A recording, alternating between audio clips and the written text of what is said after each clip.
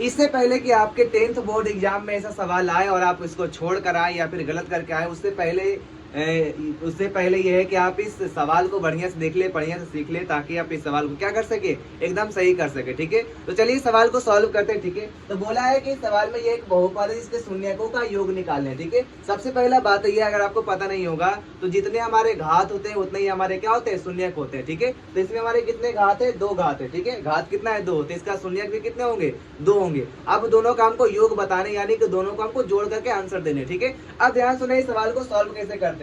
तो इस सवाल को सॉल्व करने का एक हमारा फॉर्मूला होता है, इसको बोलते हैं श्रीधराचार्य नियम। ठीक है, तो उस फॉर्मूले से नहीं जाएंगे क्योंकि उसमें माइनस प्लस या फिर कैलकुलेशन का मिस्टेक काफी ज्यादा चांसेस बन जाते हैं। ठीक है, अब यहाँ सुनो, इसको डायरेक्ट कैसे सॉल्व करेंगे, ट्रिक से कैसे सॉल्व करेंगे। तो सबसे पहले क्या करो, इसको और इसको मल्टीप्लाई करो, यानी हमारा जो अचर पद है और जो हमारा सबसे मैक्सिमम पावर वाले जो हमारे गुणांक होते हैं उससे गुना करेंगे तो कितना बन जाएगा, 18। कितना बनेगा, 18।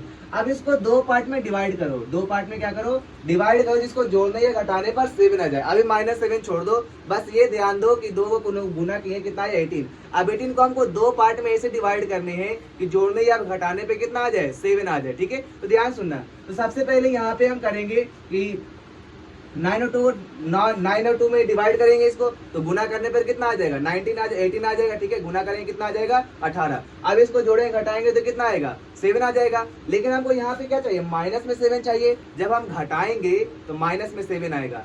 अब माइनस में 7 कब आएगा, जब बड़ा वाला माइनस में होगा, और यहाँ पे बड़ा वाला कौन है, तो 9 है। ठीक है, बड़ा वाला कौन है, 9 है, तो ये माइनस में रहा होगा। ठीक है, अब ये दोनों को जैसे ही हम घटाएंगे तो माइनस का 7 आ जाएगा। तो हमको 2 को पेयर मिल गया, एक -9 और एक 2। तो इसको हम 7 को तोड़ लेंगे तो ये बन जाएगा 6x²। इस -7 को हम इसमें और इसमें तोड़ लेंगे तो ये बन जाएगा माइनस का 9x, और ये बन जाएगा प्लस का 2x, और ये माइनस का 3।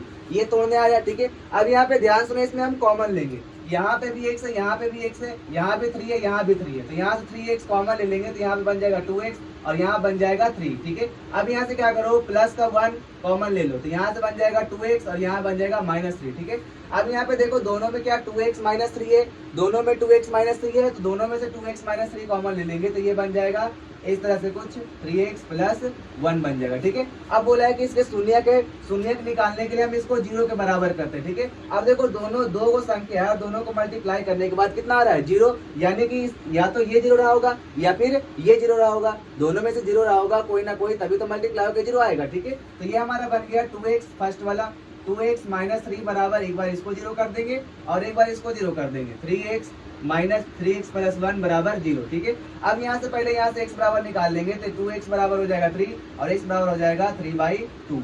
अब यहाँ से निकालेंगे तो 3x बराबर हो जाएगा -1 और x बराबर हो जाएगा -1/3। अब ये हमारा आ गया पहला शून्यक, ये हमारा दूसरा शून्यक, दोनों का योग बताना हमें, तो योग बताएंगे तो ये बन जाएगा 3/2 प्लस का -1/3। ठीक है, यहाँ से बन जाएगा 3/2 माइनस का 1/3, और यहाँ से हम लेंगे तो हमारा बन जाएगा 6, ये बन जाएगा 9 माइनस का ये बन जाएगा 2, इसको जब सेपरेट करेंगे आ जाएगा 7 और नीचे आ जाएगा 6, यानी कि हमारा आंसर कितना आएगा, 7/6।